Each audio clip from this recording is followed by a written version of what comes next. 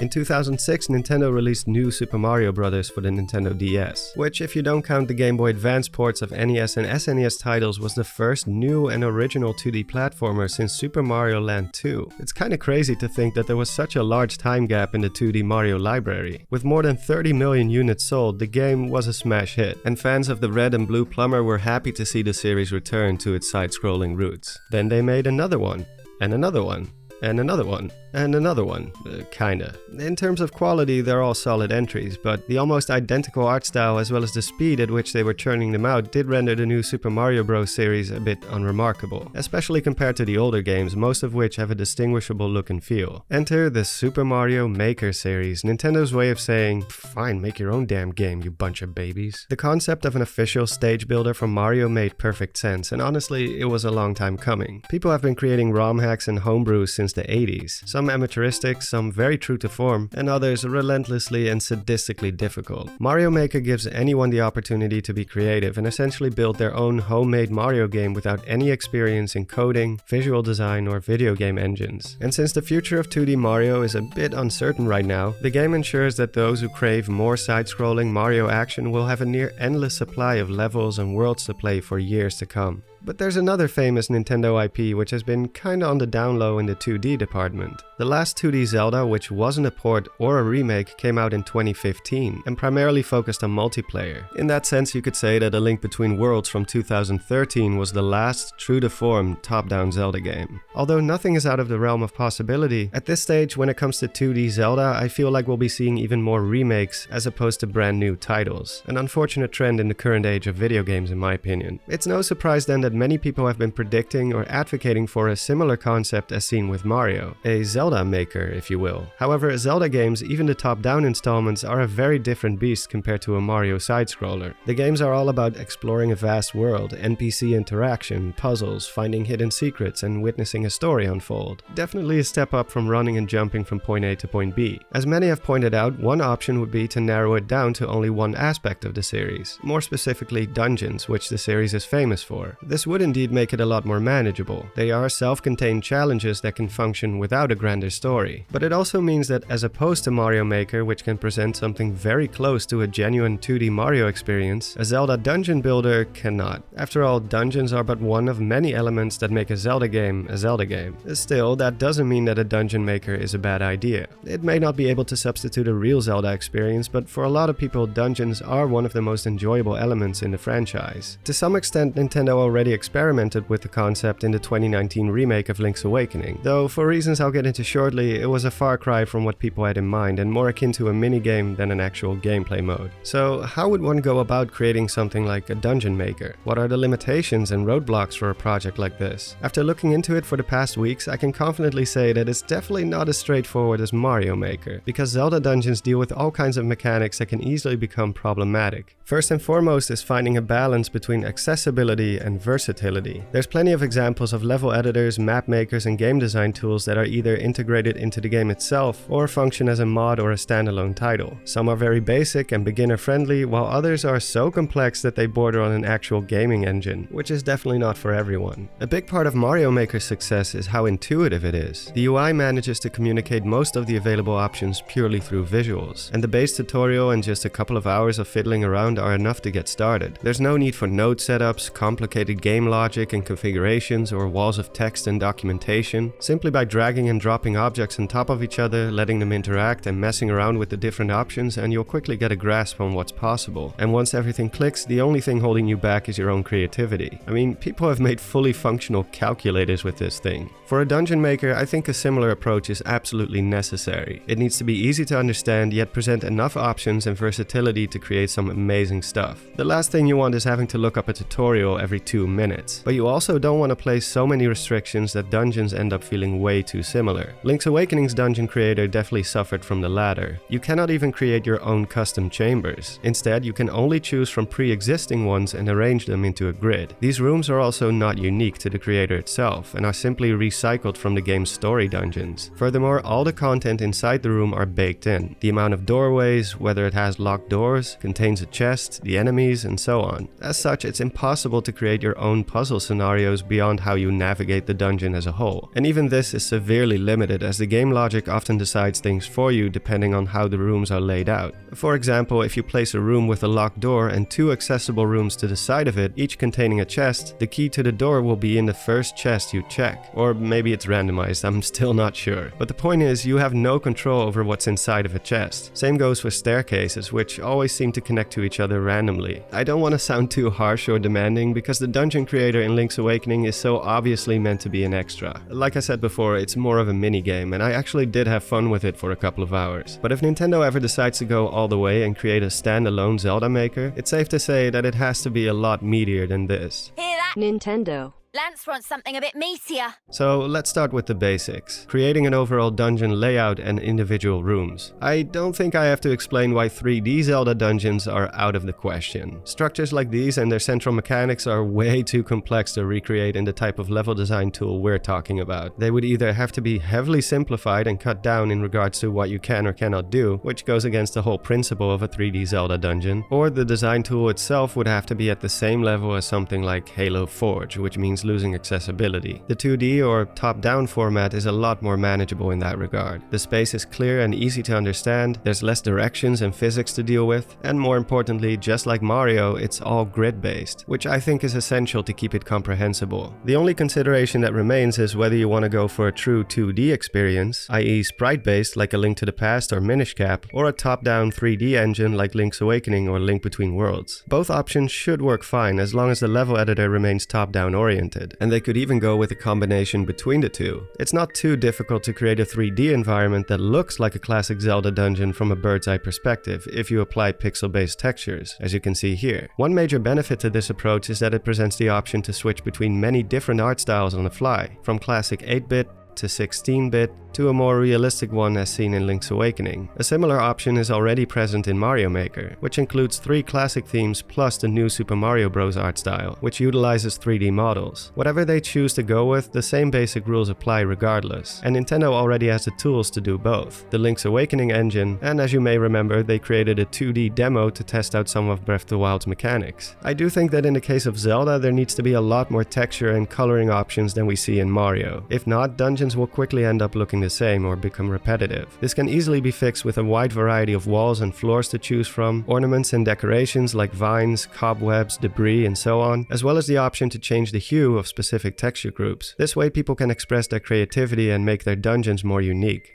I thought about the option for custom texturing as well, but first of all, the Switch's touchscreen is not exactly on the same level as a drawing tablet, and drawing with an analog stick, no thank you. Secondly, I'm not so sure if Nintendo would put their faith in the maturity of their demographic, if you get my drift. When it comes to the editor, there's really only 2 types necessary to construct a dungeon. A level editor, where you'll be constructing individual rooms, and of course, a map editor. This is obviously the starting point, and it's from here that you'll be creating chambers and arranging them into a larger structure, similar to Link's Awakening. But there's a couple of things I would add to it. First is multiple floors, which has become a staple of Zelda dungeons. It gives the structure depth and verticality despite not being full 3D. Not to mention, you can only fit so many rooms side by side in a grid like this, so additional floors will allow you to build something a lot bigger. It also allows for more variation in how you connect certain parts of the dungeon. As opposed to just walking from room to room, you can also place chasms, elevators, or stairways that take you to a floor below. Second is the option to create rooms of various sizes. Link's Awakening only lets you choose from single-screen dungeon rooms. Locations that have a scrolling camera, like the central chamber of Eagle's Tower for example, have all been excluded, which is quite limiting. Being able to create spaces that span multiple grid blocks would be a big improvement in that regard. I do realize that there has to be a limit to it, if only for the sake of the engine, so let's say a maximum of 3 or 4 blocks total. I think this would be enough to spice it up a bit. Finally, I would include the option to save rooms as templates, either from within the map editor or inside the level editor, or both. This way you can create your own library of rooms which can be transferred between different dungeon projects and reused. Of course, not every room you create will be something special, so this should definitely be optional. As for the level editor, I think Mario Maker already laid a solid groundwork, placing objects and terrain by drawing, drag and drop, copy and erase, group select, the usual stuff. I was able to code a very basic room editor in just a few days, and I'm a horrible programmer, so it shouldn't be much of a problem for the wizards at Nintendo.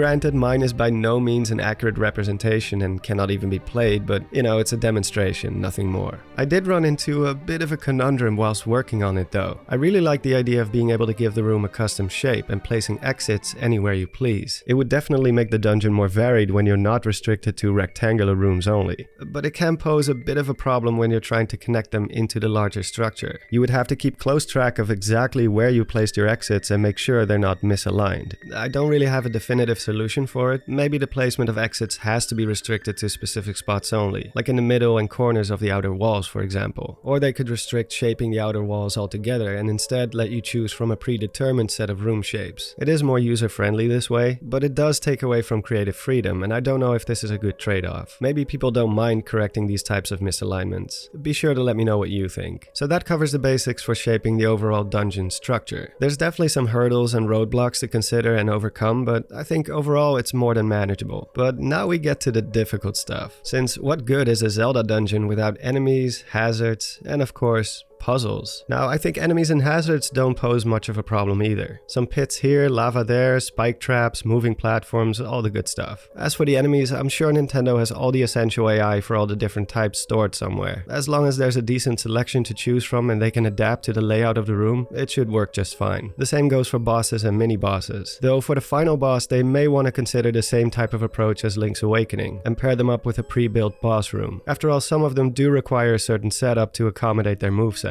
like lava for example. But the real challenge lies in creating puzzles, which are an essential part of a Zelda dungeon. It's safe to say that pre-made puzzle setups, as seen in Link's Awakening, are definitely a no-go, since there's only so many scenarios they can include. Sooner or later, players will have encountered every setup in the game, and thus they'll know how to solve each and every one. What you want to do is give people the opportunity to come up with their own puzzle scenarios from scratch. To start off, you'll need a wide selection of objects to work with, like different types of switches, weapons, conveyor belts, locks and keys, moving platforms, just to name a few. And enemies can be utilized for this purpose as well. The next step is that these objects need to be able to interact and talk to one another in some way. For certain objects, particularly physics-based ones, this can simply be pre-programmed by the developers. For example, moving a block onto a floor switch will cause it to activate, or placing a movable object onto a conveyor belt or a moving platform will influence its momentum. This is nothing special, and we've already seen this kind of stuff in Mario Maker. These are rules set up by the developers and don't require input from the player. But what about objects that can trigger events through other means? As an example, if I create a room with a closed door and a floor switch, how will the engine know that pressing this switch should open up the door? Of course, you could pre-program door objects to automatically detect if there's a switch present in the room and react to it when pressed, but what if I don't want that? What if I want this floor switch to spawn a chest instead, and shooting this eye switch will activate the door? Under normal circumstances, like in an actual game engine, you would need something like nodes or straight up coding to give instructions on what should happen to which object. But preferably, we want to stay away from that kind of stuff. So let's take a look at an example from another game, namely TimeSplitters 2, which if you didn't play this game back in the day, you were definitely missing out, because it was one of the best console shooters of its time in my opinion, made by some of the same people who worked on GoldenEye 64. The amount of content it provides is absolutely stunning. An amazing campaign, awesome music, classic arcade, lots and lots of multiplayer modes, and as a cherry on top they included a fully fleshed out map maker, which for its time was so much better than it had any right to be. In fact, you can bet that in this day and age, a mode like this would be sold as $20 DLC or something. They really don't make games like these anymore, you know? What's impressive about TimeSplitters Map Maker is not the level creation itself. While it does have rooms of various sizes, they're all pre-made and the choice is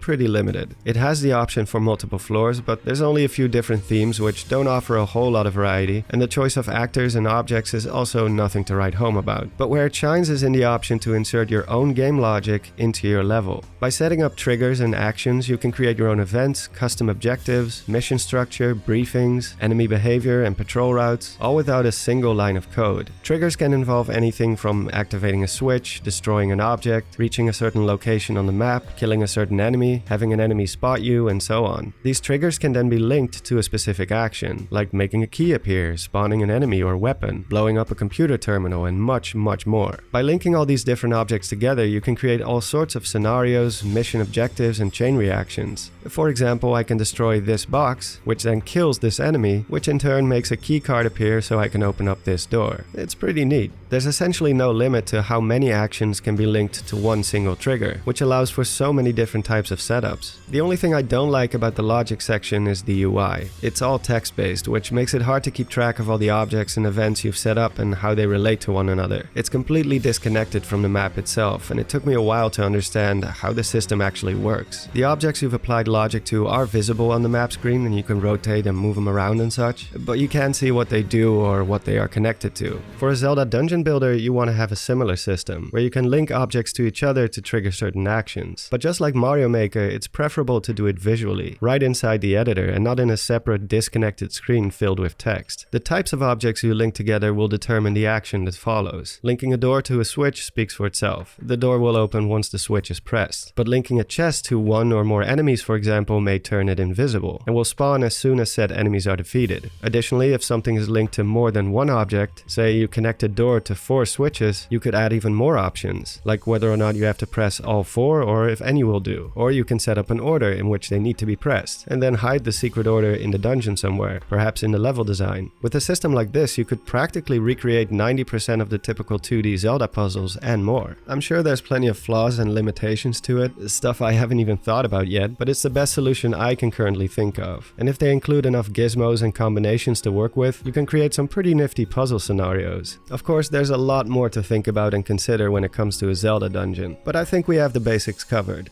Consider this as a sort of pitch to Nintendo, I guess. I'm not actually planning to make a dungeon builder myself, nor do I claim to be able to. I'd love to take on the challenge someday, but right now, I've got other things to do, man. The most important aspect is that it remains as user-friendly as possible, while at the same time providing enough options to create something unique and exciting. Despite its overall simplicity, people have created some truly amazing stuff in Mario Maker by exploiting the options available. The last thing to mention is that the system should be able to catch and autocorrect as much as possible. What I mean by that is that the game should be able to account for oversights without immediately making the dungeon itself unplayable. Every time you want to test the dungeon, you want to avoid a long list of error messages because certain things aren't properly set up, which is something that was kind of annoying in Link's Awakening. In TimeSplitters 2, for example, if a door or hallway doesn't connect to anything, it simply turns into a wall automatically. If you place only one warp point without a destination, it just sits there and doesn't do anything. The same should apply to a Dungeon Maker. Disconnected doors turning into walls, staircases that don't lead anywhere should either do nothing or be invisible when the level compiles, and if you place a traversable chasm but forget to put a room underneath to land on, it'll automatically turn into a bottomless pit. At the same time, you also don't want to take away too much freedom. I thought about issues like having more locked doors than there are keys, potentially soft locking those who play your level, which I'm sure there's a solution for, but at the same time, I think people should also be left to their own devices. Players will no doubt create dungeons that are extremely unfair, but just like Mario Maker, that's what the voting system is for. If your dungeon sucks, others will surely let you know. The only restriction I do think is fair is that just like in Mario Maker, you have to be able to beat your own level before being allowed to upload it. So even if it's totally unfair, you'll at least know that there is a way to get to the end. And that is all I have to say about it. Maybe one day we'll see something like this being realized, or maybe it's a lot more difficult than I make it out to be. I'm not even close to working out every aspect of it, so I'm sure there's a developer out there who's like, yeah, not gonna happen. That said, there are some amazing indie projects in development right now that showcase the potential of stuff like dynamic landscaping. Like this project by, oh boy, Anastasia Opara, who was kind enough to let me use some of their footage. There's a link to their social media accounts in the description below so you can follow their progress for yourself. While this may not apply to a top-down Zelda game very well in terms of perspective, it does illustrate how terrain, walls and floors can intelligently adjust and reshape themselves to fit their surroundings, which just looks so cool in my opinion, and as a coding method it may be useful for a future Zelda Maker as well. Anyway, a massive thanks to everyone who supports the channel, to Nerrel for letting me use some of his footage, a big fan of your content by the way, to Local Hourglass for joining my Patreon, and Arya Pai, Rodrigo Lunas and Hyrule's Warrior for becoming a member. Thank you all very much, it means a lot. I will see you all next time. This is Don signing off, and have a good one.